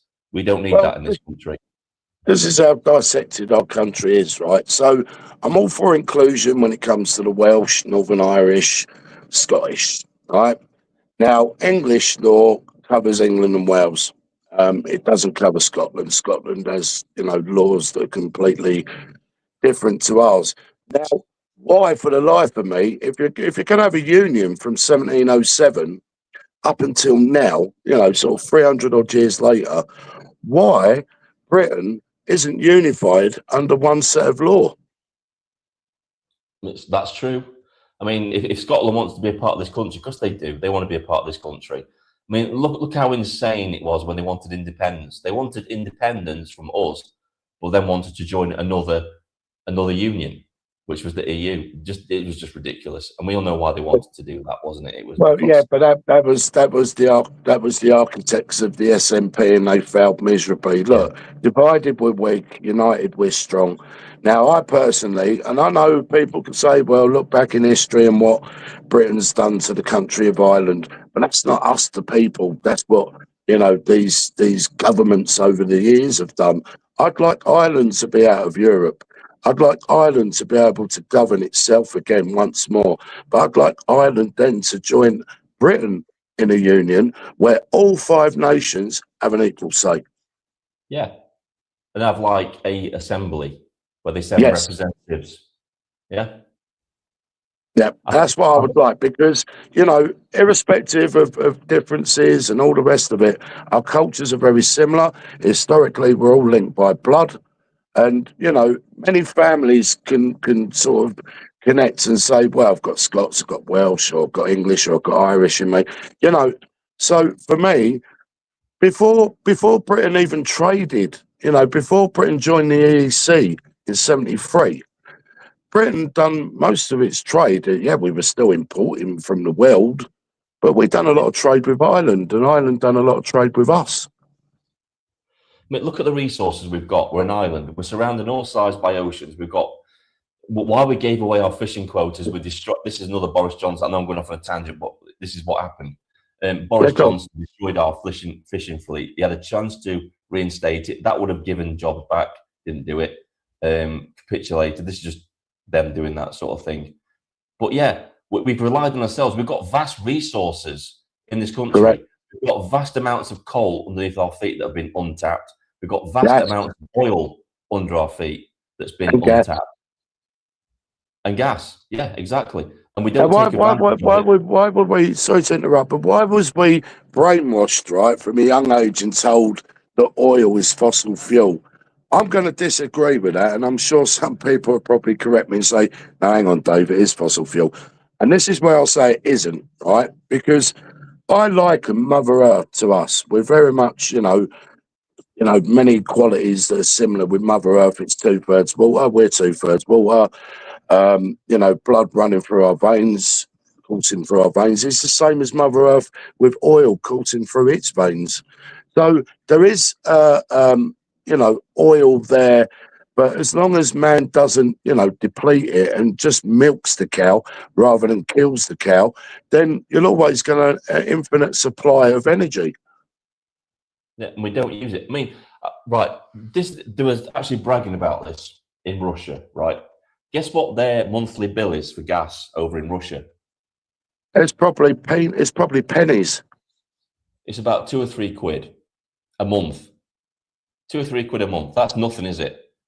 And no, but why are we having to stand for the 5-car trick all the time? We're paying 4 times more for our gas and electricity as, say, our counterparts in Europe. It's because we're paying subsidies to the supposed green renewables that are out that don't perform. We're paying for solar and wind that just don't do what they're supposed to do. So we're subsidizing those companies for not producing enough power.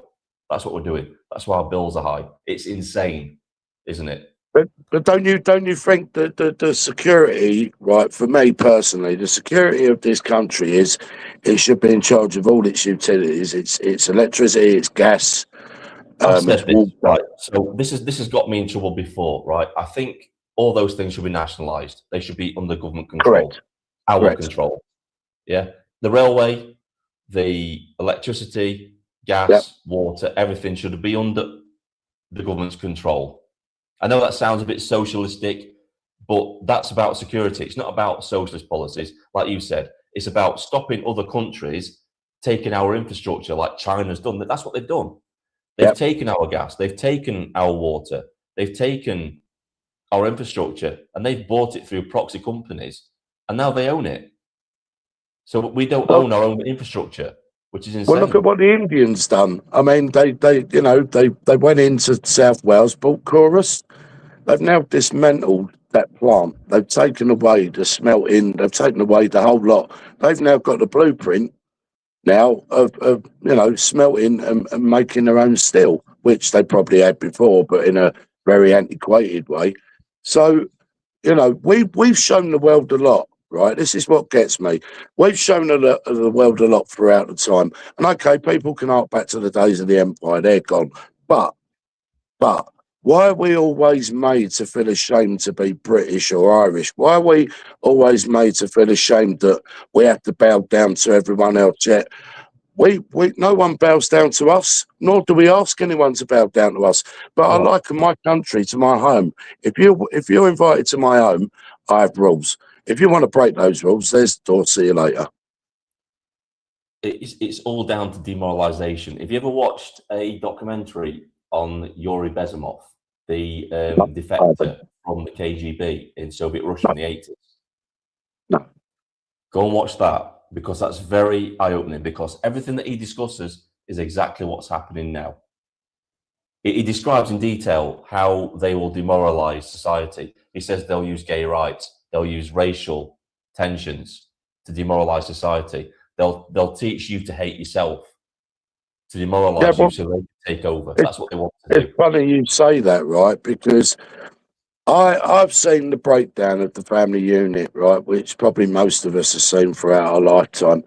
Now, for me, when you want to insert all these diversions of, LGBTQ++, and, it's okay to go out there and describe yourself as a tree and financially sort of handcuff people because they can't afford to have big families. I'm okay with that. Just keep it to yourself. I don't need to be involved in your delusion. All right? Do what you want. You have the freedom to do it. Just don't make laws that force me to acknowledge that delusion. Well, that's the point. That's the point I'm making. Is that yes, people do have a freedom of choice, but where is the promotion of the family unit? Because look, a country, right, relies on its younger generations because they're the generations that are coming up that are going to be our future. And if you haven't got the numbers, you haven't got a country. Yeah, and look, I know I'm going to bring this up, but look at the TV, look at adverts, look at who is portrayed in the adverts. I know it's petty, but how often do you see a white British family enjoying themselves with just being wholesome on the TV? You don't see it anymore, do you? You don't see that at all. And this is part of the brainwashing, because to see it, they're trying to destroy your identity as a culture. They want to destroy identity. They've been attacking the family, like you said, they've been attacking the nuclear family for generations, trying to destroy it, break it apart. And that's what identity politics is. That's what they're using that for. It's to break down, it's to break down the family and pit the family against one another. Because, you're special because you're this, you're special because you're that. They don't teach the fact that people are special anyway because they're unique in their own right. They don't need to be something else. Just be yourself because you're special anyway. There's only ever one of you unless you're a twin. But even then you're unique. Yeah? Yeah. I mean, I've said some controversial things of mine. For example, it's only my humble opinion. So, yes, there was all colours and creeds in World War I and World War II, but I liken it to white genocide. And yet I say the same thing happening nearly 100 years later, but in a different guise. You've got the wooden horse of Troy coming in, a.k.a. all these rubber dinghies, right? And yet it's accepted. And yet we don't accept it as people, but where do we get to have our say on it? We don't. We're stifled. We don't have any representation at all, do we? There's nobody. No, and if you say anything, you're deemed as racist, xenophobic. I've been called Nazi. I've been called everything. I mean, look, back in the 1920s and 1930s, the communist, Marxist, and the 4B2s, they were all conspiring against the Germans. There's documentaries out there you can go and watch and listen, and it actually openly state that they wanted to rid Germany of all German-speaking people. So the Germans had every right to go and protect themselves. Now, I'm not saying everything that went on was justified, by no means, but what I'm saying is that was the catalyst of why, you know, that particular person that rose to power in 33 started off doing what he done. And the same thing will happen here, because what will happen is a vacuum will be created where people have had enough. They feel like there's nobody representing them, and they'll turn to the first person that offers that's to the extreme. And that's when we get atrocities like what happened in Germany, is when people turn to that. I mean, we see them all saying, oh, it's the rise of the far right. Well, the only reason it's rising is because the far left is rising, and it's a balance. When that rises, then a counterbalance has to rise to balance things out. That's how it works. But people don't understand that. It's like you're making the far right rise by your extremist policies, and they don't get that. And it's like everything's a balance in the world, and it has to rebalance itself out. And that's what's happening. But who gives out all these tags and these names? I mean, look, there's left and right. If people want to say far right because you're likening it to extremist people, well, and you can say the same about far left. Now, this is what gets me about the left in this country, and especially all those goons that want to be on the streets masked up, you know, Antifa and all the rest of them. And they talk about how anybody, you know, like us speaking the way that we're speaking, that we would be considered far right. Hang on, go and do your history, people, because the Nationalist Social Party that you call Nazis were actually left. Oh, yeah. And you know what? You know, when I go to protests and I bring that up, oh, that really, it's like a knife. It's a knife, turn the knife in that one. Because it's like, you know, I really should go to protests and hold up a mirror. You know, when they shout fascist, I should just hold up a mirror and say, there's your fascist. Look in the mirror. It's you. Yeah. They're a part of you. You know, they concentrate on the national part, but they don't concentrate on the socialist part of it. Guess what the actual name of the National Socialist was? Their full name. It was the German Workers' Party, a socialist party. And they just go. I keep repeating this. Go and watch a guy called Tick History. He does all about this sort of stuff, and he's amazing. He goes into more detail than I can. His videos are awesome, and they'll explain everything about that. He's brilliant. He really is, and he's not biased. He just tells you the hard facts and lets you decide, lets you make your mind up about it. But going back to your point earlier about these you know, rose tinted glasses and these, you know, these liberal lefties, right, in suburbia. Now, because it isn't on their doorstep, you're right. They don't have to live amongst it. They don't have to experience it on a day to day. Now, when it is on their toes, they'll be the first ones crying for help. But the help's gone because they've diminished that help because they protested against the very people that were telling them, you were told. Oh, yeah, we get that often with the left, don't we? That ACAB, all cops are bastards, and then they immediately run to them when they don't like what's being said to them. It's just hypocrisy, isn't it, with them? Right, mate, I'm going to wrap things up. Okie dokie. Thanks for having us up anyway. Yeah, it's been a pleasure. Mate. And you know what? I want you to come back in again when me and Tom's doing the live stream, because it'd be amazing to talk to you again, buddy. I'm glad that other people are coming into the live stream and talking and chatting, because that's what I want to do. I want to encourage more people to do this. And, you know, like you said, like you see on the screen right now, Gypsy Dave doesn't have to show his face on camera. You don't have to do that at all. You can just come on, be yourself. If you come on, you'll be a troll. Obviously, you're going to get kicked. But, you know, exactly. Dave's been a great guest. And I love having people like you on, mate, because we've been a great host. Thank you. Yeah, we need different opinions to talk about different things.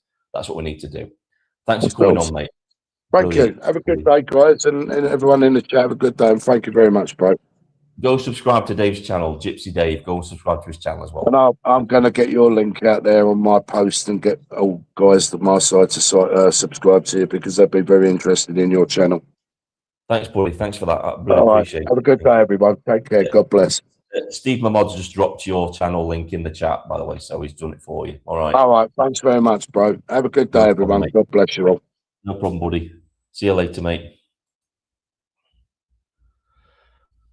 Right, guys. I think I'm going to end it here. It's been going on for nearly 2 hours, so it's been amazing. I'm glad lots of people are coming in. I love it when I get guests coming in. It helps me out no end, and we get some different voices coming in, different points of view. That's what I like to discuss. Right, everybody, thanks for coming along. It's been a great live stream yet again, and hopefully next time a lot of you are going to come in here and have a chat too. Don't be afraid. You don't have to show your face on camera. As long as you've got a microphone, that's all well and good. You can come and have a chat and we can have a discussion and get your opinions out there. Don't forget, this channel is about giving you guys a voice. That's what I want to do. So, you know, I can't always do that in my morning walk videos, but on live streams, it's your opportunity to come on here and tell people what you think. And that's what I want to do. So thanks for coming along. Thanks for being in the chat and, you know, being a great audience, because I keep saying this channel is nothing without you guys. Really isn't. Without an audience, this channel is just talking to dead air. So I appreciate you coming in. I want to thank Steve for modding as usual. Awesome, Steve. Bezos video, he's still promoting the Bezos video. But thanks for modding, Steve. Always a star in the chat. Brilliant. Thank you to everybody, and I shall see you all soon. This is Vindicator signing off.